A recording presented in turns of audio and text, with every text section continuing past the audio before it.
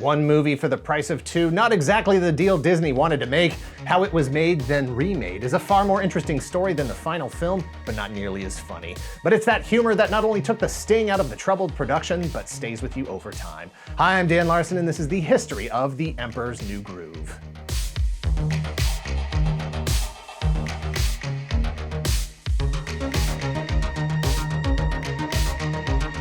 Thank you to Magic Spoon for sponsoring this video. Click the link in the description below and use code TOYGALAXY for $5 off your order today. There's a fine line between breakfast and dessert. It's all the same challengers showing up for both events. Cookies, cakes, waffles, muffins, rolls, peanut butter, cocoa. But Magic Spoon is here to fight for you. Because Magic Spoon lives in the real world and knows that those things are delicious. And that's why Magic Spoon delivers those same kind of delicious breakfast flavors in a quick and easy to prepare format that's also good for you. Magic Spoon has 0 grams of sugar, 13 to 14 grams of protein, and only 4 to 5 net grams of carbs in each serving, just 140 calories. It's keto-friendly, gluten-free, grain-free, and soy-free. Magic Spoon is so confident in their product it's backed with a 100% happiness guarantee, so if you don't like it for any reason, they'll refund your money, no questions asked. And don't forget, Magic Spoon ships to Canada and the UK. Click the link below and use my code TOYGALAXY for $5 off your very own variety box and choose from Magic Spoon's best-selling flavors like cocoa, peanut butter, and my favorite, fruity. Or get your hands on the cookie jar with the limited time flavors chocolate chip cookie and oatmeal cookie before it's too late. That's magicspoon.com/ToyGalaxy to save $5 off your order today. And thanks again to Magic Spoon. The Emperor's New Groove is an animated feature film produced by Disney, released in December of 2000. Production began on the heels of hits like Beauty and the Beast, Aladdin, and The Lion King, and ended ahead of misses like Atlantis and Treasure Planet. At some indistinct point in the history of an otherwise quiet Incan-inspired capital city, Emperor Kuzco is preparing for his 18th birthday. Young, arrogant, and cruel, his decision-making is driven by the fulfillment of his own needs in the moment with no regard for the lives of others. To be expected of a child who has lived a life of privilege and an overabundance of riches. A person who's never known adversity, hard work, conflict, or even the slightest bit of pushback develops a different sense of their place in the world and their ability to affect it. If someone dares encroach upon his lifestyle, his routine, his groove, it is assumed to be malicious, and they are dispatched with prejudice. Whether they be a well-meaning peasant or Yzma, his personal advisor who has served his family for generations. After Kuzco fires Yzma for making decisions without consulting him, he informs a farmer named Pacha that he's going to demolish his home in the quiet village outside the city to build himself a vacation home called Kuzcotopia, complete with McMansion and waterslide.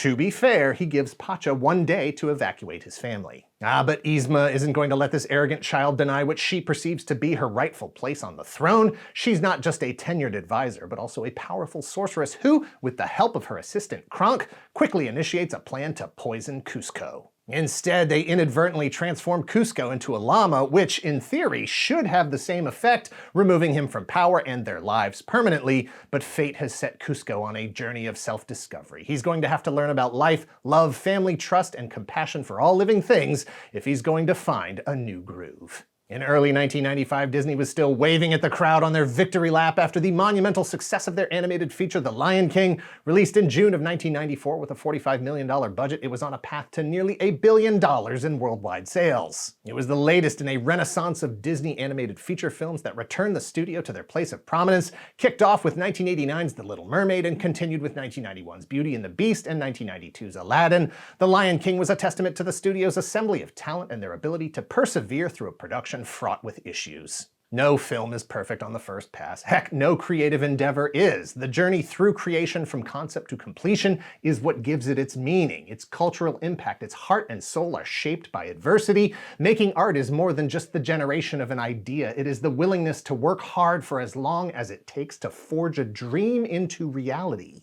Through their successes over generations, Disney knew every project required someone whose responsibility was the mitigation of disaster, a captain who could see through the turmoil of the storm, driven by their belief in the story. In some cases, that was the originator of the concept, and others it was someone who joined the project later with a fresh perspective. For Lion King, it was writer-director Roger Allers. Lion King began life as a pseudo-nature documentary. Allers helped turn it into a hit musical. Credited with helping Disney make a lot of money, Allers was given carte blanche for his next project. Disney wanted to set animated films in different geographies around the world, different cultures throughout history. Pocahontas and Mulan were both in production. Allers picked the ancient Incan Empire and intended to use the 1894 novel Prisoner of Zenda as a basis. It is, if I may be so bold as to oversimplify it, a more mature version of Mark Twain's The Prince and the Pauper, written 12 years earlier in 1882. Essentially, two people from opposite social status who happen to look the same switch places and learn lessons about life, love, and conflict through the eyes of the other. That kernel, combined with the visual pop of ancient Incan aesthetic, kicked off with the working title The Kingdom of the Sun.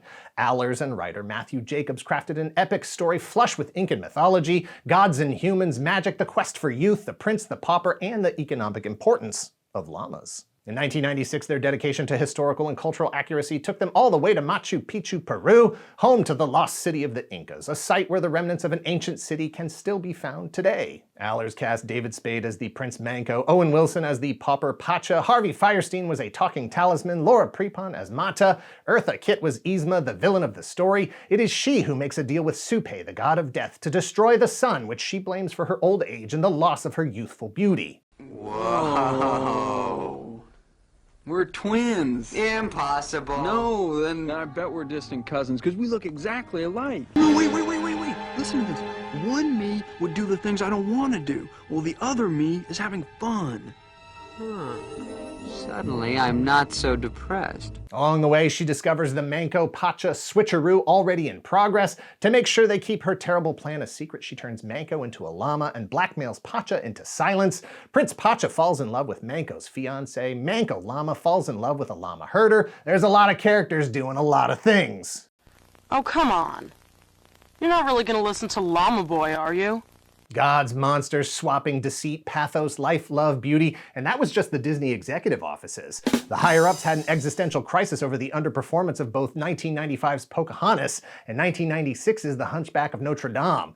Concerns were mounting about their decision to let Allers call all the shots on the Kingdom of the Sun. Damn, we're in a tight spot. Damn, we're in a tight spot. Damn, we're in a tight spot. In 1997, producer Randy Fulmer sought a course correction and brought in a co-director for Allers to collaborate with, someone who could import some humor to the Kingdom of the Sun.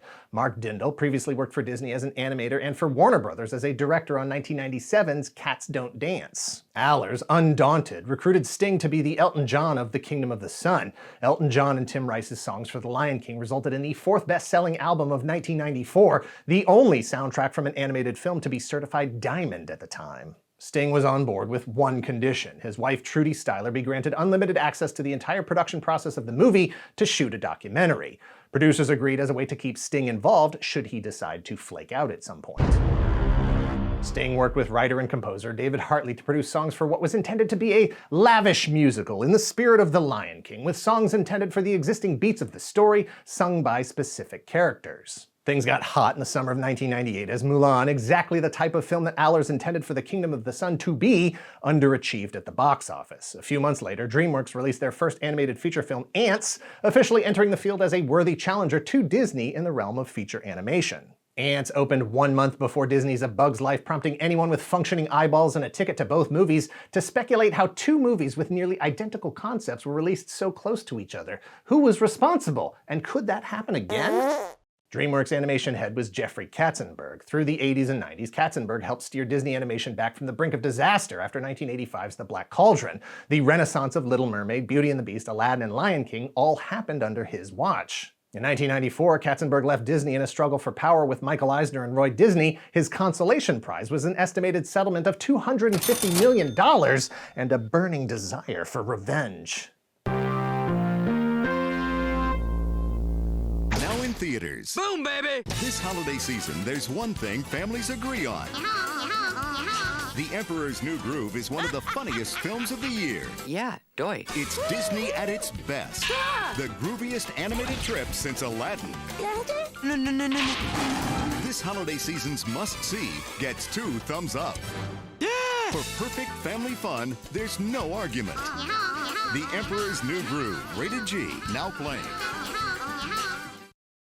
Back at Disney in 1998, after 3 years of pre-production and a year and a half of actual production, Kingdom of the Sun was screened for producers. The cut was assembled from fractions of nearly finished animation, a lot of storyboards, and pieces that could only be categorized as ideas, as was the standard operating procedure for animated films at this point in the production. You don't want them to come in and go, oh, you know what, we don't like that idea of the one guy looking like the other guy. Let's get rid of the basis of the movie.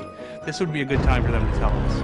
President of Disney Feature Animation, Peter Schneider, and Disney Studios president Thomas Schumacher eviscerated the film, faulting a production that had gone in so many directions, focusing on none, too many characters, too many concepts, too big, too dramatic, slow, boring, unengaging, utterly forgettable. So much of the movie isn't working.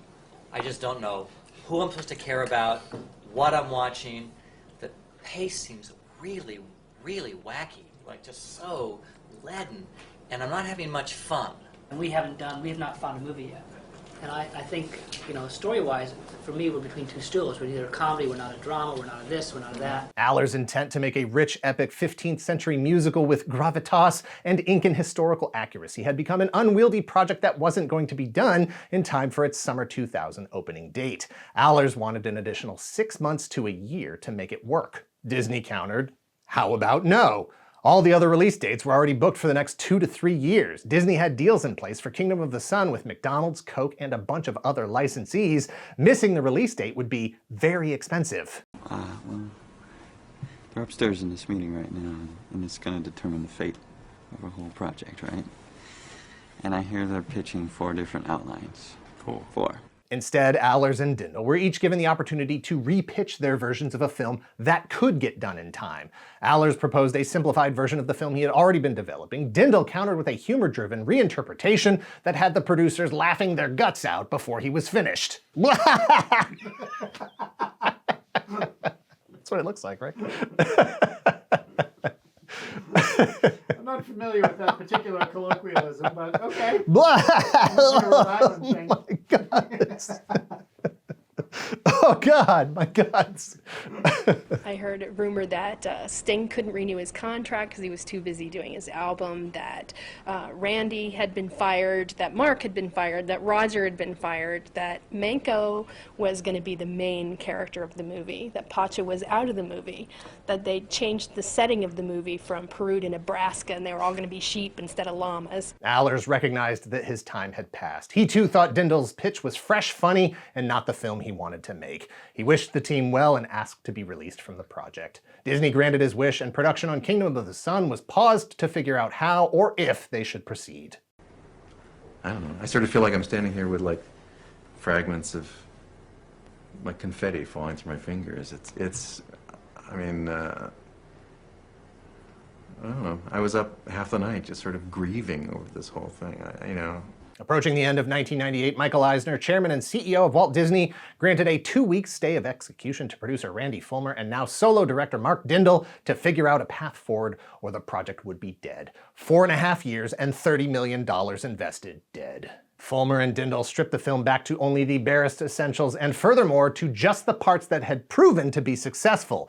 David Spade as Manco, Eartha Kitt as Yzma, llamas, punchlines and story take precedence over everything including the pseudo-Incan-inspired aesthetic and any pretense of historical accuracy. Eisner conceded that he would rather deliver something over nothing and gave them the 6 months that Allers had previously requested that had been previously denied. The release date for CG animated feature Dinosaur was moved up 6 months from June 2000 to December 2000. Kingdom of the Sun was retitled Kingdom in the Sun.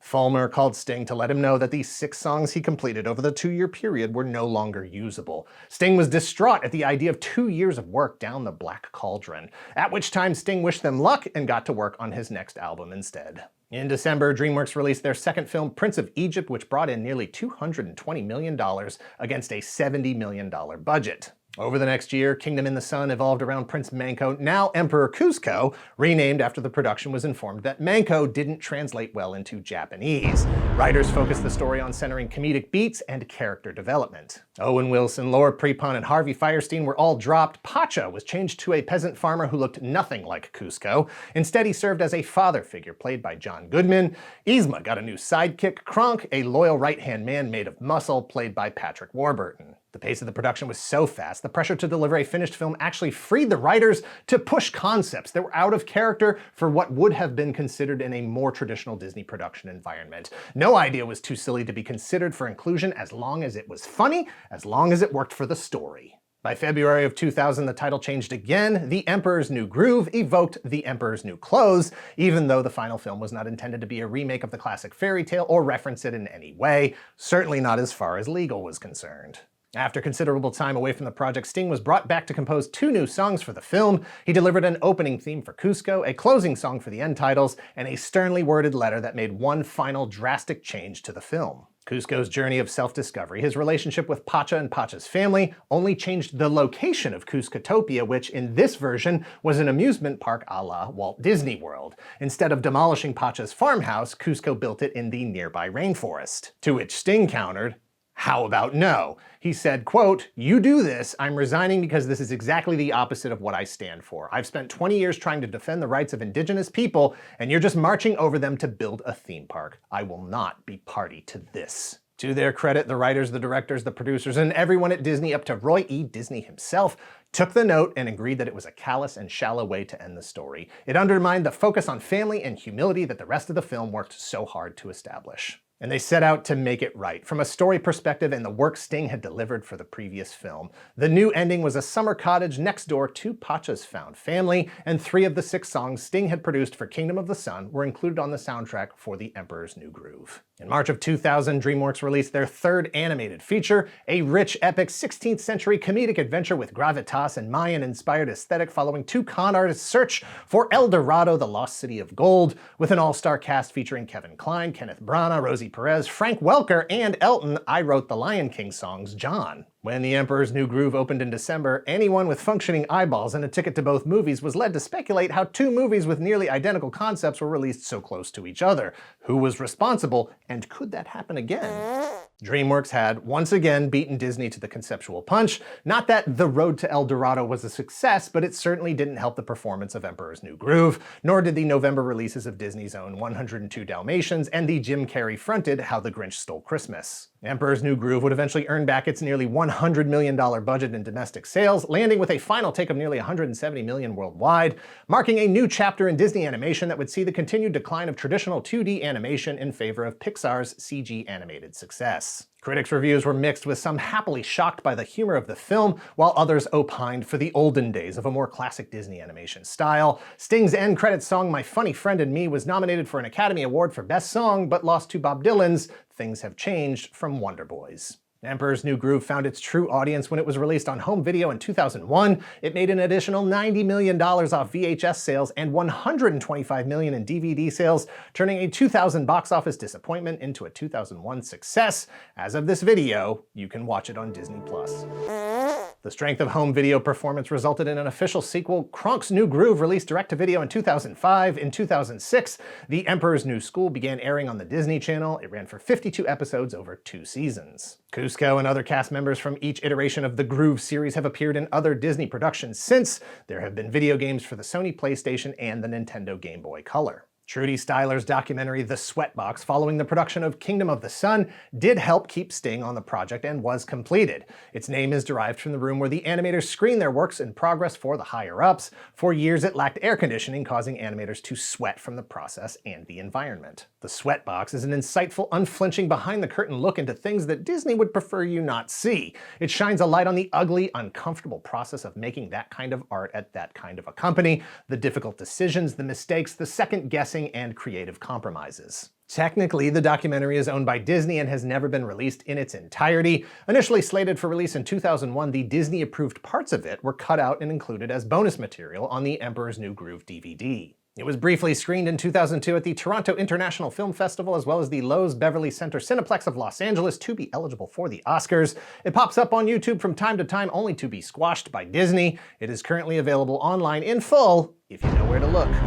The Emperor's New Groove connected with an audience that grew up with the internet. An article on Polygon.com from June of 2020 observes that, quote, people who grew up with the movie latched onto the comedic aspects. The early 2000s marked a shift in animation from the Broadway-style Disney epics like Beauty and the Beast and Anastasia into the heavily comedic tone of movies like Shrek and Ice Age, which defined the landscape for the next decade or so. The Emperor's New Groove, much like El Dorado, arrived just ahead of that tonal shift. As producer Randy Fulmer himself put it, at the end of the day, it hit several of us. We are really on the wrong track. We are not trying to make a documentary on the Incas. We are just trying to have fun.